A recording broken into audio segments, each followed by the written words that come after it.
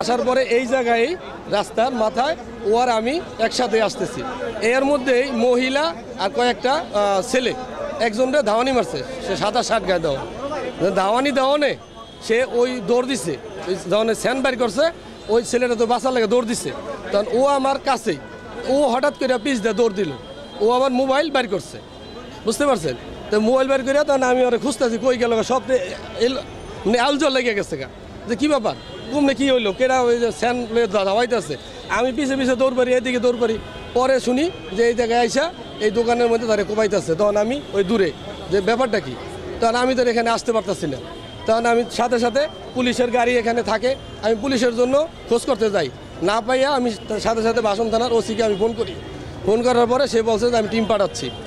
এইটুকুই জানা, পরে তো সে ধইলা পড়ে যায়। ভাই আমি দেখছি, আমি চা বানাইতেছি, পরে ওই ভাইয়াটা দৌড় দিয়ে দোকানে ঢুকছে, আর 5 জন ব্যক্তি রান্দাও চাপাতি আর ওই চুরি নিয়ে মানে ওইখানে 2-3টা কূপ দিছে, কূপ দেওয়ার পরে যে আমি বলছি এই ভাই আস্তে আস্তে ভাই মাফ করে দেন, যারা হয়েছে না হয়েছে পারেন মাথার চোদ আমার কইতেছে মাথার চোদ একটা কূপ মারবো, কূপ মাইরে একেবারে গার পালাই দেবো, পরে আমি আমার মতন মানে ভয় পাইয়া আমি মনে করি নিচে মানে থমকাই গেছে আর কি। পরে কি হয়েছে ভাই আমি আর মনে করেন যে আমি আর 5 মিনিট পর্যন্ত গেলে ওই হ্যানি গেলে মানে বসে আসলাম, মানে পরে কি হয়েছে আমি আর কিছু কই যাতাম না বড় ভাই। বিষয়টা কীভাবে নিব ভাই, আসলে আমরা দেখেও পুরো আতঙ্কের ভিতরে আছি, যেমন একটা ঘটনা এইভাবে চৌরাস্তার ভিতরে ঘটছে, কারণ সাধারণ মানুষও চলাফেরা করতে আতঙ্কের ভিতরে থাকে, যেমন সে নাকি পেশাগত একজন সাংবাদিক, সে ওই দিকে থেকে দৌড়ে আসছে আত্মরক্ষার জন্য, এখানে আইসে, এখানেও তার রেহাই পাইল না, শেষ পর্যন্ত তারা খুনেরা তাদের খুন কইরা চলে গেছে। আসলে এরা তো সঠিক তদন্ত কইরা যারা এটার সাথে জড়িত ছিল তাদেরকে আইনের আওতায় আনাই আমি সবচেয়ে ভালো মনে করি। দেশের পরিস্থিতি তো খুব খারাপই, এই চৌরাস্তা মোড়ে এত এত মানুষের মাঝে যদি কুবাইতে হয়ে যায় তাহলে মানুষের তো জীবনের কোনো নিরাপত্তা নাই, যে কেউ যে কোনো জায়গায় কুবাইতে পারে। ভাই নিশ্চয়ই এটা খুব খারাপভাবে দেখার বিষয়, কারণ আমরা তো এরকম বাংলাদেশ চাই না, যেহেতু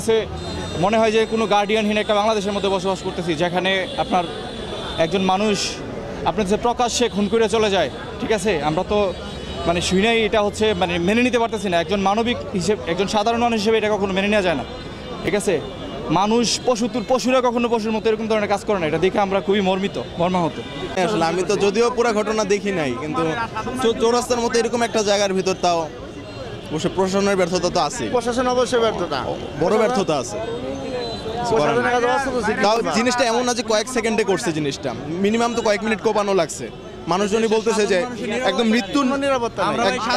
নিরাপত্তা চাই। সাংবাদিক আসাদুজ্জামান তহিন, তাকে কে বা কারা দুষ্কৃতিকারী কুপিয়ে হত্যা করেছে। আমরা এখানে আসার পরে কিছু তথ্য পেয়েছি, ভিডিও ফুটেজ পেয়েছি, তার আলোকে যে দুষ্কৃতিকারী যেই হোক না কেন তাদেরকে ধরে আমরা আইনের আওতায় নিয়ে আসবো ইনশাআল্লাহ। আর এই ঘটনায় আমরা আসলে অত্যন্ত মর্মাহত, এই প্রকাশ্য দিবালোকে এখানে এ ধরনের একটা ঘটনা ঘটেছে। আমরা অবশ্যই যারা এই ঘটনার সাথে জড়িত সবাইকে আইনের আওতায় নিয়ে আসবো ইনশাআল্লাহ।